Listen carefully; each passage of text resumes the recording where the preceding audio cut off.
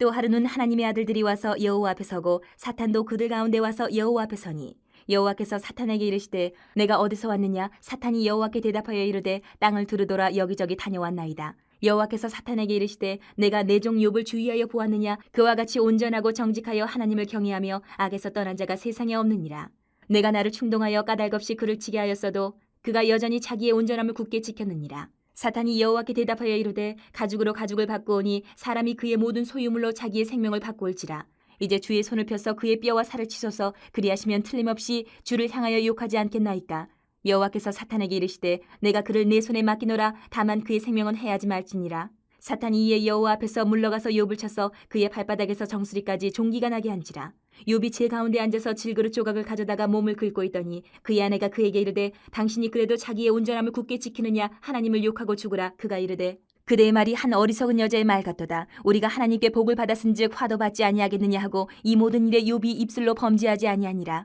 그때 욥의 친구 세 사람이 이 모든 재앙이 그에게 내렸다 함을 듣고 각각 자기 지역에서부터 이르렀으니 곧 대만 사람 엘리바스와 수아 사람 빌닷과 나아마 사람 소발이라. 그들이 욥을 위문하고 위로하려 하여 서로 약속하고 오더니 눈을 들어 멀리 보매 그가 욥인 줄 알기 어렵게 되었으므로 그들이 일제히 소리질러 울며 각각 자기의 겉옷을 찢고 하늘을 향하여 티끌을 날려 자기 머리에 뿌리고 밤낮 7일 동안 그와 함께 땅에 앉았으나 욥의 고통이 심함을 보므로 그에게 한마디도 말하는 자가 없었더라. 이해하기 힘든 고난을 당하거나 너무 힘들어서 기도조차 못할 때 어떤 생각을 해야 할까요? 우리는 또 어떻게 해야 이 상황을 정말 신실하게 담대하게 이겨낼 수 있을까요?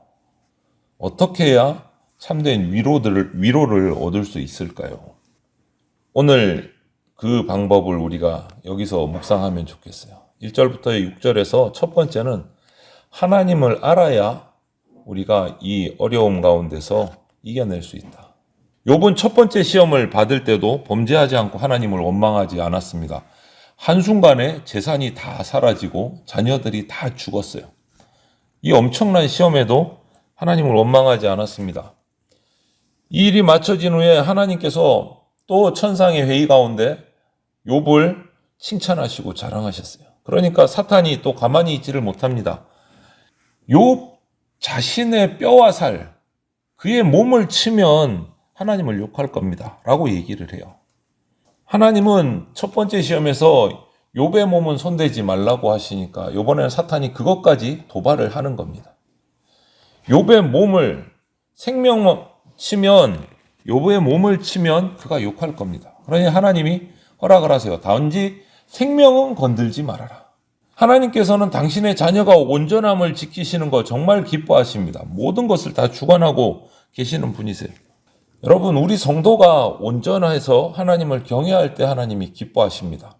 까닭 없는 환난 속에서도. 온전한 사람에게는 오늘 욥을 보면 온전한 사람에게도 어려움이 닥쳐올 수 있다. 여러분은 어떠세요? 욥처럼 이렇게 까닭 없는 고난이 닥쳐오면 어떻게 이겨내십니까? 고난을 당할 때 하나님을 어떻게 생각하고 계십니까? 한번 우리가 스스로 살펴보자고요. 고난 가운데 있는 사람이 하나님을 알고 하나님을 믿는다면 오히려 그 고난을 받아들이고 담대하게 이겨낼 수 있습니다. 그런데 고난을 견디기 어려워하고 하나님을 원망하면서 넘어지는 이유는 정반대인 거죠. 하나님이 함께 계시지 않는다. 내가 하나님께 버림받았다.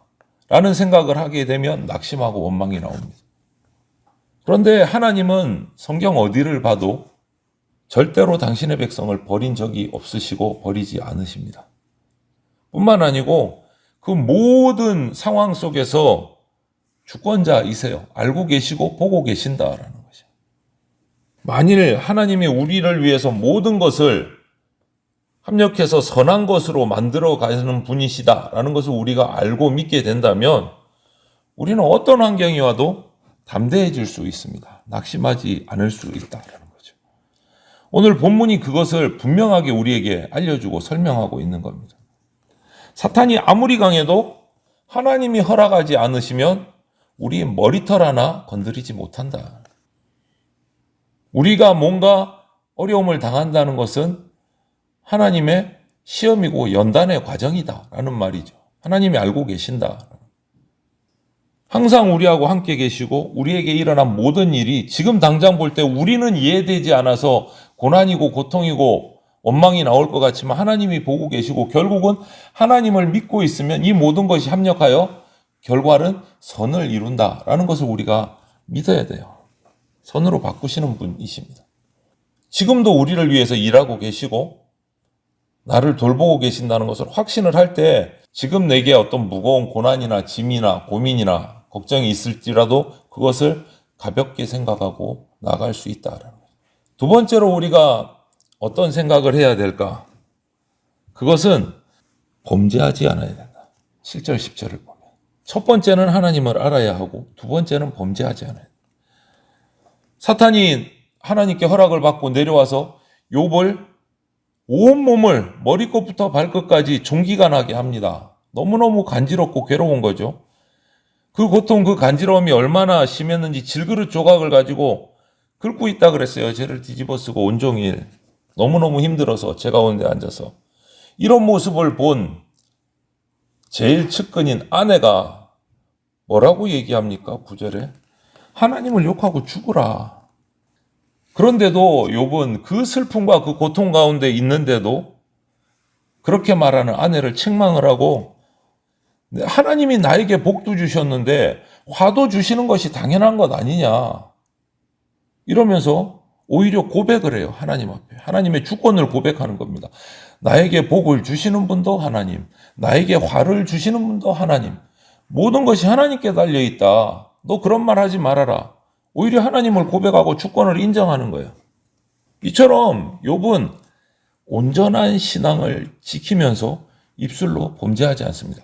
첫 번째 시험에도 입술로 범죄하지 않고 이 두 번째 시험에도 범죄하지 않아요. 이것이 중요해요. 이유 없는 까닭 없는 고난을 당할 때 우리가 어떻게 반응해야 되나? 하나님을 알아야 되고 더 깊이 그래야 이 시험이 어디서 오는지부터 아니까. 그리고 범죄하지 말아야 된다. 우리 성도들은 건강을 제일 중요한 게 건강이죠. 건강을 잃는 어떤 절망적인 상황이 닥쳐도 하나님이 주관하고 계신다, 알고 계신다는 것을 믿고 입술로 범죄하지 말아야 됩니다. 몸이 약해지면 우리가 원망하기 쉽고 죄를 짓기 쉬우니까. 한번 살펴보세요. 최근에 내가 제일 힘들었던 일이 무엇이 있었을까? 한번 생각을 해보세요. 아니면 이제껏 살아오면서 가장 고통스러운 때가 언제였을까? 한번 생각을 더듬어 보세요. 그러면서 그때 가장 힘들었을 그때 내 모습은 지금 욥의 모습과 어떤 차이가 있나? 한번 비교를 해보세요. 환난이나 고통을 당했을 때 어떻게 반응하는가가 그 사람의 신앙의 본 모습이라고 할 수 있습니다. 평안할 때 말고 이유 없는 고난을 당했을 때 내가 어떤 반응을 하는가 하나님 앞에서. 어떤 사람은 정말 이런 고난을 당하면 기도할 생각도 못하고 쩔쩔쩔 매고 신음하고 눈물 흘리고 막 괴로워합니다. 심지어 어떤 성도는 원망까지 합니다. 하나님을. 그런 분들은 성도이지만 아직까지 하나님을 제대로 알지 못한 사람이에요. 그리고 하나님의 주권과 하나님의 그 깊은 사랑과 능력에 대해서 알지 못하는 겁니다. 오늘 욥은 그것을 다 고백하고 있어요. 알고 있어요. 여러분, 그러니까 고난을 겪을 때 무엇이 가장 중요한가? 어떤 사람은 이 고난이 왜 왔나 원인을 찾기도 하고 막 하나님이 왜 이런 고난을 나한테 주시나 막 고민하기도 하고 중요합니다. 그것도 생각하고 묵상해야 되지만 가장 중요한 것은 뭐냐? 그 고난이 닥쳤을 때 범죄하지 않는 겁니다. 욥은 첫 번째 시험 때도 두 번째 시험 때도 범죄하지 않았어요. 입술로 범죄하지 않았습니다. 모든 일에 범죄하지 않았어요. 모든 일입니다, 여러분. 10절에 보면 모든 일에 그 입술이 범죄하지 않았다. 모든 일에. 여러분, 욥이 이렇게 범죄하지 않기 위해서 그가 그 마음을 얼마나 어떻게 지켰는지 한번 상상을 해보십시오. 그도 우리하고 똑같은 인간이에요. 고통을 느끼고 아픔을 느끼고 슬픔을 느끼고 충격도 받고 우리하고 똑같은 사람이에요. 그런데 그가 이렇게 모든 일에 온전함을 지키기 위해서 얼마나 그 상황에서 그 마음이 얼마나 힘들었을까. 한번 상상을 해보세요. 그런데 모든 일에 그의 입술이 범죄하지 않았다. 이것이 바로 오늘 본문이 그토록 강조하는 하나님 앞에서 온전함이에요. 온전함. 3절에도 등장을 하고 9절에도 등장을 하고 3절은 하나님께서 욥을 인정하시고 칭찬하실 때 그가 온전하다라고 표현하신 거고 10절은 아내가 남편 욥을 하나님께 욕하고 죽으라고 하면서 아직도 온전함을 지키느냐 이것을 뒤집어 보면 그렇게 아내조차도 하나님을 온전하게 섬기는 욥을 인정한 거예요. 아직도 하나님 앞에 온전함을 지키냐 욕하고 죽어라. 남편이 그 상황에서도 하나님 앞에 온전함을 보고 이렇게 얘기를 하는 거예요. 온전함을 지키는 거예요. 여러분, 저와 여러분이 어떤 일이 있어도 범죄하지 않아야 됩니다. 욥처럼. 그리고 우리가 나뿐만 아니라 지체들이 고통당할 때 그러면 어떻게 해야 될까? 위로하려면 함께 있어줘야 돼. 욥의 세 친구가 왔습니다. 욥이 당한 재앙의 소식을 듣고 위로하려고 서로 약속을 해서 같은 날 방문을 했어요. 욥을 찾아왔습니다. 그런데 보니까 멀리서부터 봐도 욥인지 알아볼 수도 없을 정도로 처참해진 욥의 그 상태를 보고 너무너무 슬픈 거예요. 고통스러운 거예요. 그들의 첫 번째 반응이 뭡니까? 아무 말도 하지 않습니다. 그리고 욥과 똑같은 자세로 욥의 고통당한 그 모습 그대로 동참을 해서 일주일 동안 밤낮을 그들하고 아무 말하지 않고 그냥 옆에 앉아 있어줘요. 옷을 찢고 죄를 뒤집어 쓰고 욥과 같이 그냥 욥의 곁에 그냥 앉아 있어 주는 거예요. 함께 해주는 거예요.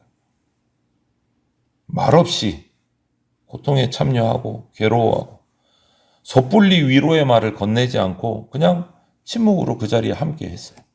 여러분, 우리는 지체들을 통해서 위로받을 뿐 아니라 다른 지체들, 다른 성도들의 고난을 위로하기 위해서 함께 해줄 수 있어야 됩니다.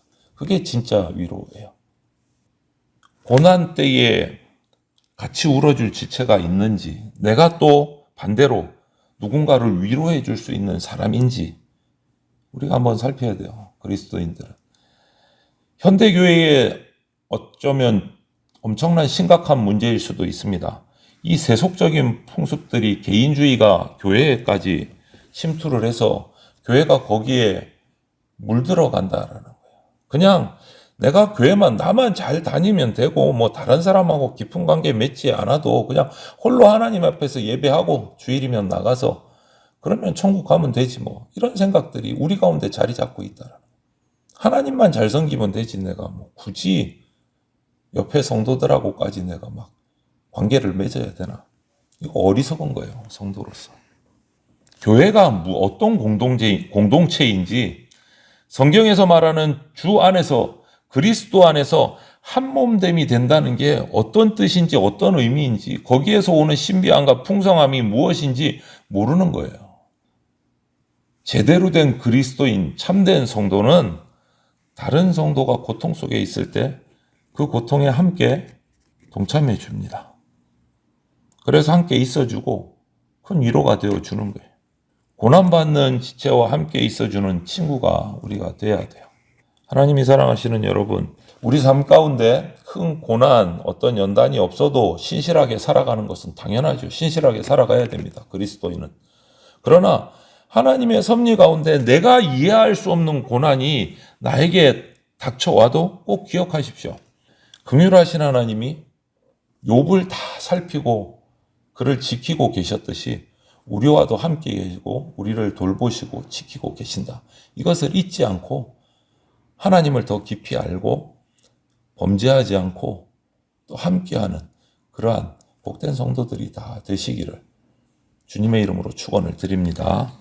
아멘.